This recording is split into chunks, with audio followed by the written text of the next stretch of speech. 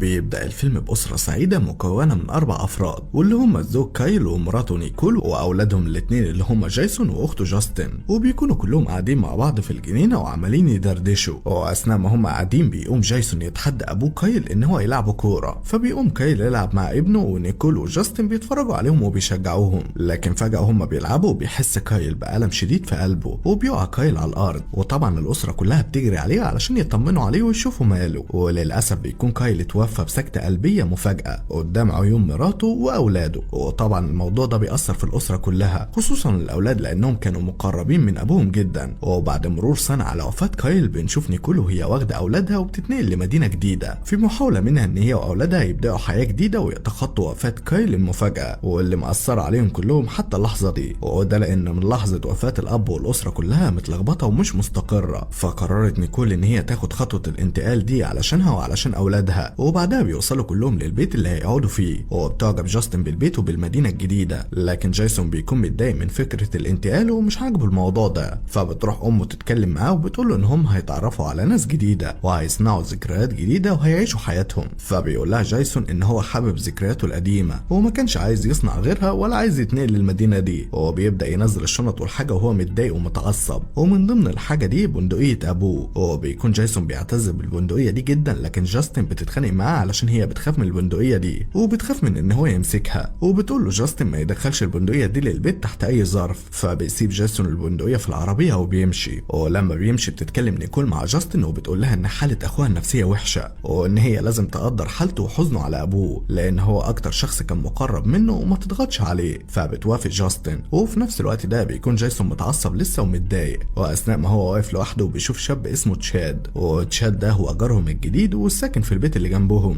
هو بيعرف جايسون ان تشاد طالب في المدرسه اللي هو هينضم لها، وبيتفقوا ان هم يتقابلوا في المدرسه. وبعدها بيرجع جايسون للبيت وبيبدا يرتب الحاجات والاغراض مع امه واخته، لحد ما في واحده ست اسمها كورتيني بتيجي تزورهم في البيت. وكورتيني دي تبقى جارتهم وساكنه في المنطقه معاهم وجايه تستقبلهم وترحب بيهم. فبتتعرف نيكول على كورتيني وبتطلب منها تدخل علشان تعرفها باولادها، وبالفعل بتدخل وبتتعرف على جايسون وجاستن، وبيفضلوا يتكلموا مع بعض. وبتعرض كورتيني على جايسون ان هو يشتغل معاها في تنسيق الجناين. فبيقولها جايسون ان هو هيفكر في عرضها وهيبقى يرد عليها لان هو مش عايز يشتغل الفتره دي لسه. وبعدها بتقرر كورتيني تسيبهم يرتاحوا في اول يوم ليهم، وبتودعهم وبتمشي. وبتروح نيكول معاها توصلها للباب، ولما بيبقوا لوحدهم بتنهار نيكول من العياط، وبتحكي لكورتيني ان هي فقدت جوزها من سنه وان هي وحيده جدا ومضغوطه نفسيا بشكل رهيب. فبتحضنها وبتفضل تواسيها وبتقول لها ان هي هتبقى صديقتها وهتعوضها عن الوحده دي. ولما بيجي الليل بنشوف تشاد وهو لوحده في البيت وبيسمع صوت خبط في حمام السباحه بتاعهم. فبيطلع تشاد يشوف مصدر الصوت ده وبيروح لحمام السباحه، وفجاه بيجي شخص مجهول وبيهجم عليه وبيضربه من ظهره وبيوقعه في حمام السباحه. ولما تشاد بيحاول يخرج الشخص ده بيغرقه في الميه لحد ما بيموته. وتاني يوم بيكون جايسون قاعد يفطر مع امه واخته، وبيتفاجئ في التلفزيون بخبر موت تشاد، وبيلاقي مكتوب في الخبر ان حصلت له حادثه وغرق وهو في حمام السباحه. فبيزعل جايسون عليه علشان كان لسه بيكلمه امبارح. وبعدها نيكول بتاخد اولادها للمدرسه، وبيكون ده اول يوم ليهم في المدرسه. فبتفضل نيكول تطمنهم طول الطريق وتقول لهم ان هم هيقدروا يكونوا صداقات ومش هيواجهوا اي مشاكل. وبالفعل لما بيدخل جايسون المدرسه بيقدر يتعرف على شاب اسمه دانيال، وبيتصاحب على دانيال ده. وبيقترح دانيال على جايسون ان هو يشارك معاه في صف المصارعه، وبيوافق جايسون. وبيروحوا الاثنين لصف المصارعه وبيتسلوا مع بعض وبيستمتعوا بوقتهم. وبعد ما بيخلصوا مصارعه بتروح بنت اسمها كلارا تتعرف على جايسون، وبيكون واضح عليها ان هي معجبه بيه، وهو كمان بيعجب بيها اول ما بيشوفها وبيتعرفوا على بعض. وبيعزمها جايسون على الخروج معاه وهي بتوافق. لكن لما بيروح جايسون يشوف هو معاه فلوس قد ايه للعزومه دي بيلاقي نفسه معهوش اي فلوس. فبيقرر ان هو يقبل الشغل اللي كورتيني عرضته عليه علشان يجمع اي فلوس قبل ما يخرج مع كلارا. وبعد المدرسه بيروح جايسون لبيت كورتيني وبيسالها لو كان عرض الشغل اللي عرضته عليه لسه متوفر. فبتقول له ان الشغل لسه متوفر عادي، وبتطلب منه يدخل يقعد معاها ويقول لها على خبراته. فبيدخل جايسون يقعد معاها وبيحكي لها عن نفسه، وهي بتوافق توظفه وبتقول له على عنوان اول عميله هيشتغل عندها. ولما بيخلصوا كلام عن الشغل بتصمم كورتيني على جايسون ان هو يقعد ويشرب معاها، ورغم رفضه في البدايه لكن في النهايه بيغير رايه وبيقعدوا يشربوا ويتكلموا مع بعض عن حياتهم الشخصيه، لحد ما بتبدا كورتيني تقرب من جايسون وتغريه وبيدخل معاها في علاقه. وبعدها بيرجع جايسون للبيت وبيبلغ امه واخته ان هو راح اشتغل عند كورتيني في تجهيز الجناين، ولو هم محتاجين اي حاجه يطلبوها منه وهو هيجيبها لهم لانه دلوقتي بيشتغل. فبتشكره امه فبتقوله ان هي فخوره بيه جدا. وبعدها بيجهز جايسون نفسه وبيروح لبيت اول عميله وبيكون هيشتغل في الجنينه بتاعتها، لكن بيتفاجئ جايسون ان العميله دي بتتقرب منه وبتغازله وبتحاول تعمل معاه علاقه، فبيتوتر جايسون وبيرتبك وبيستأذن منها وبيمشي على طول. وبيرجع جايسون لكورتيني وبيحكي لها على اللي حصل واللي العميله عملته معاه، فبتقول له كورتيني ان هي ما وظفتوش علشان يروح ينسق الجناين، وان هي وظفته عشان كده، والوظيفه بوضوح ان هو يروح لعملاء عندهم مشاكل زوجيه او ازواجهم مش متواجدين معاهم على طول، ودوره ان هو يعوضهم عن غياب ازواجهم ويعمل معاهم علاقه. فبيقول لها جايسون ان هو مستحيل يعمل كده وان دي مش شخصيته وان هو مش بيبيع جسمه. فبتقول له كورتيني ان هي ما عندهاش اي مشاكل وان هي هتدور على شاب غيره للوظيفه دي، وبتقول له يمشي. وتاني يوم بتكون نيكول في الشغل وبتقابل طالبه في المدرسه عندها ازمه نفسيه، فبتحاول نيكول تحللها الازمه بتاعتها، لان نيكول اتوظفت كمستشاره توجيهيه في المدرسه اللي اولادها فيها، ووظيفتها باختصار عباره عن ان هي تسمع الطلاب وتشوف مشاكلهم وتحاول تحللهم المشاكل دي على قد ما تقدر. وبتسمع نيكول المشكله من الطالبه دي واللي بتكون صديقه تشاد اللي مات في حمام السباحه، وبتقول الطالبه لنيكول ان تشاد كان شغال في وظيفه مش كويسه وبيدخل في علاقات مع ستات في مقابل فلوس، وبعد ما جمع مبلغ كبير من الشغلانه دي قرر يوقف اللي بيعمله، لكن بعد ما وقف الشغل مات في حمام السباحه فجاه. ورغم ان الشرطه بتقول ان اللي حصل له ده حادثه، لكن هي متاكده ان هو اتقتل بسبب الشغل اللي كان بيشتغله. وطبعا نيكول بتتصدم من اللي بتسمعه ده وبتقترح على الطالبه دي ان هم يبلغوا الشرطه باللي بيحصل، لكن اول ما الطالبه بتسمع موضوع الشرطه بترفض رفض تام وبتكون مرعوبه وبتسيب نيكول وبتمشي. وبيجي الليل وبيرجع جايسون للبيت وبيلاقي كورتيني موجوده عنده في البيت وقاعده مع امه، وبيكون جايسون جاي ياخد مفاتيح العربيه من امه علشان هو ما معهوش عربيه. فبتعرض عليه كورتيني هنا ان هي تديله عربيه طليقها اللي موجوده معاها لان هي معاها عربيه تانية خاصه بيها، وبيكون جايسون رافض ان هو ياخد منها اي حاجه، لكن بعد ما امه بتلح عليه بيغير رايه وبيوافق، وبيقول لكورتيني ان هو هيعدي عليها بكره ياخد منها مفاتيح العربيه. وتاني يوم بيروح جايسون لبيت كورتيني فعلا علشان ياخد منها المفاتيح، فبتدخله للبيت وبتعتذر له ان هي ما بلغتوش بالوظيفه قبل ما تشغله، وبتعتذر له اكتر عن الموقف الوحش اللي هي حطته فيه، وبتنصحه ان هو يدور على شغل تاني غير الشغل اللي هي عايزه تشغله له لان هم ظروفهم صعبه ومحتاجين مصدر دخل اضافي جنب شغل امه، لان امه مضغوطه نفسيا ومحتاجه مساعده. فبتقدر كورتيني هنا ان هي تخدعه وتخليه يقتنع بالشغل معاها لان الشغل معاها اسهل وفلوسه اكتر بكتير، وبتديله هنا كورتيني عنوان عميله جديده وهو بيوافق وبياخد منها العنوان. ولما بيجي الليل بيروح جايسون للعميله دي وبيعمل معاها علاقه، وبيجي تاني يوم وبيروح جايسون لكورتيني وبيكون معاه الفلوس اللي اخدها من العميله، فبتاخد كورتيني الفلوس منه وبتديله نصيبه في الفلوس دي وبتديله عنوان العميله الجديده. وبعدها بياخد جايسون الفلوس وبيروح يشتري سلسله هديه لامه علشان اليوم ده بيكون عيد ميلادها. وبتعدي الايام وبيفضل جايسون يشتغل مع كورتيني، وفي يوم بيكتشف جايسون ان صاحبه دانيال شغال في نفس الوظيفه دي مع كورتيني برضه، وده بيخلي جايسون يطمن اكتر للموضوع ده ومش بيحس بالذنب او تأنيب الضمير. لكن المشكله ان جايسون بيتفاجئ ان كلارا عرفت باللي هو ودانيال بيعملوه، ولما بيحاول يتقرب منها بتقوله ان هو مقزز وان هي مش عايزه تعرفه تاني وبتسيبه وبتمشي. وبيجي الليل وبيروح جايسون لعميله كالعاده، لكن فجاه هو معاها بيجي جوزها للبيت، فبيروح جايسون يستخبى في الدولاب على طول لحد ما جوزها بينشغل وبيهرب جايسون من البيت، لكن وهو بيهرب بيوقع الحزام بتاعه من غير ما ياخد باله. ولما بيرجع البيت بيلاقي امه مستنياه، وبتكون لحظه ان هو بيتاخر كتير بره، وبتساله امه ايه اللي بيخليه يتاخر كل يوم، فبيقول لها ان هو بيسهر مع صاحبه دانيال. فبتقول له بعد كده لما يكون هيتاخر يتصل بيها، وكمان بتقول له ان هي حاسه ان هو متغير الفتره دي ومخبي عليها حاجه، لكن جايسون بيطمنها ان هو مضغوط مش اكتر وان مفيش حاجه تدعو للقلق. وبيجي تاني يوم وبيروح جايسون يتكلم مع كورتيني وهو متعصب، وبيقول لها على اللي حصل قبلها بيوم، وبيقول لها ان جوز العميله دخل فجاه وما كانش من ضمن اتفاقهم، وعلشان كده بيقول لها جايسون ان هو هيوقف الشغل الفتره دي. فبتتعصب عليه وبيحصل بينهم جدال، فبيقول لها جايسون ان هو غير رايه وهيوقف شغل نهائي مش الفتره دي بس، وبيسيبها بعد كده وبيمشي. وبعدها بيروح جايسون لصاحبه دانيال وبيحكي له على اللي حصل، فبيقول له دانيال ان هو ممكن ياخد اجازه لكن ما ينفعش يوقف شغل نهائي. لكن لما دانيال بيلاقي جايسون مصمم على كلامه بيقول له ياخد باله من نفسه كويس، وبيودعه وبيمشي. فبيقعد جايسون لوحده وبيلاقي شخص اسمه بنجامين جاي يقابله ويتكلم معاه، وبيقول له بنجامين ان هو تبع كورتيني. وفجاه بدون سابق انذار بيهجم بنجامين على جايسون وبيهدده بسكينه، وبيقول له على عنوان العميله الجايه، وبيفهمه ان الشغل اللي بيشتغله ده غصب عنه مش بمزاجه، وان هو لو فكر يوقف شغل مره تانية هيخلص عليه وعلى اسرته. فبيخاف جايسون من تهديد بنجامين وبيقول له ان هو هيرجع يكمل في الشغل، فبيسيبه بنجامين وبيمشي. وفي نفس الوقت ده بتكون كورتيني عامله حفله في بيتها، واثناء الحفله بتيجي العميله اللي جوزها طب عليها في البيت وجايسون استخبى منه، وبتقول العميله دي لكورتيني ان جوزها شاف الحزام بتاع جايسون وان هو قرر يطلقها وخد منها كل حاجه، وعلشان كده بتكون عايزه تعويض من كورتيني على اللي حصل ده، وبتطلب منها مبلغ كبير والا هتفضحها في المدينه كلها. فبتجاريها كورتيني في الكلام وبتقول لها ان هي هتبعت لها الفلوس بالليل. ولما بيجي الليل بيروح بنجامين لبيت العميله دي وبيديها الظرف اللي فيه الفلوس وبيطلب منها ان هو يقضي الليله معاها، فبتوافق وبتدخله البيت. واول ما بيدخل بيهجم عليها وبيخنقها وبيحاول يموتها، لكن هي بتطلع مسدس وبتضربه في بطنه، ورغم كده هو بيقدر يخلص عليها برضه. وبيهرب بنجامين على طول وهو مصاب وبينزف من الطلقه، وبيروح على كورتيني وهو في الحاله دي وبيطلب منها تتصل باي دكتور تعرفه، لكن هي بترفض وبتسيبه ينزف لحد ما بيموت علشان هو خرج عن سيطرتها وما بقاش ينفذ اوامرها. وكمان هي مش عارفه هتقول للدكتور ايه، وكمان كان بيسرقها وهي كانت عارفه لكن كانت خايفه منه، وعلشان كده لما بتشوفه في الحاله دي بترفض تساعده وبتسيبه يموت وبتاخد جثته علشان تروح تدفنها. وفي نفس الوقت ده بيرجع جايسون للبيت وبيلاقي امه مستنياه، وكالعاده بيقول لها ان هو كان مع دانيال، فبتقول له ان هي عايزاه يبعد عن دانيال نهائي علشان هو شخص مش كويس، لكن هو بيرفض يبعد عن دانيال وبيتخانقوا مع بعض وبيسيبها جايسون وبيمشي. وبيجي تاني يوم وبيروح جايسون يتكلم مع دانيال وبيساله لو تشاد كان شغال مع كورتيني، فبيقول له دانيال ان هو كان شغال زيهم وبعدها استقال. فبيقول له جايسون ان هو شاكك ان تشاد اتقتل وموته ما كانش حادثه او ان هو اتقتل بسبب استقالته دي، فبيقتنع دانيال برايه وبيتفقوا هما الاتنين ان هما يتعاونوا علشان يتخلصوا من كورتيني. ولما بيجي الليل بيروح جايسون لبيت كورتيني علشان ياخد دفتر من هناك في اسامي كل عملاء موظفينها، والمفروض ان هو هيودي الدفتر ده للشرطه لان ده هيكون دليل كافي على ادانه كورتيني. وبالفعل بيقدر جايسون ان هو يلاقي الدفتر، واثناء ما هو خارج بيتفاجئ بان كورتيني بتوقفه وموجهه مسدس ناحيته، وبتاخده كورتيني للجراج وبتربطه بالكلبش لحد ما تعرف هتعمل معاه ايه. والمفاجاه ان في نفس الوقت ده نيكول وجاستن بيكونوا بيراقبوا بيت كورتيني من بعيد، لان هما الاتنين بيكونوا شاكين ان جايسون في علاقه مع كورتيني، وقرروا انهم يراقبوهم هما الاتنين. ولما نيكول بتشوف ابنها جايسون دخل بيت كورتيني وما خرجش بقاله مده، بتقرر تروح هناك وتشوف ايه اللي بيحصل بينهم بالظبط. وبتفضل جاستن في البيت وبتروح نيكول لبيت كورتيني، واثناء ما جاستن بتراقب البيت بتلاقي كورتيني خارجه من الجراج ومعاها مسدس، فبتتراقب جاستن على امها واخوها وبتتصل بامها علشان تحذرها، لكن بتلاقي امها سايبه التليفون في البيت للاسف. وفي نفس الوقت ده بتكون نيكول وصلت لابنها وشافته وهو مربوط في الجراج، وبيقول لها جيسون ان مفاتيح الكلبشات موجوده في جيب كورتيني، وبيسمعوا صوت كورتيني وهي داخله الجراج، فبتروح نيكول تستخبى على طول. ولما كورتيني بتدخل بتهجم نيكول عليها وبتشتبك معاها، وبعد قتال طويل بينهم بتطعنها نيكول بمفك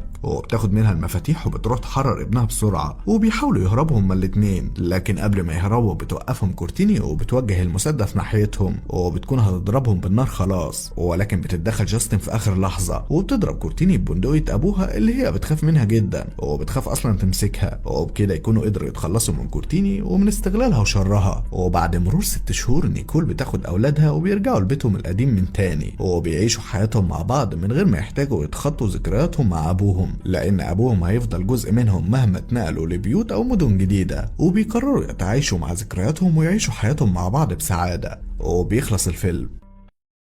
ما تنساش تقول لنا رأيك في الفيلم ده في التعليقات، وممكن تقترح علينا أفلام ومسلسلات نلخصها في التعليقات، وما تنساش تعمل فولو للقناة وصفحة عبد عاطف علشان تتابع الملخصات الكوميدية. ويلا سلام.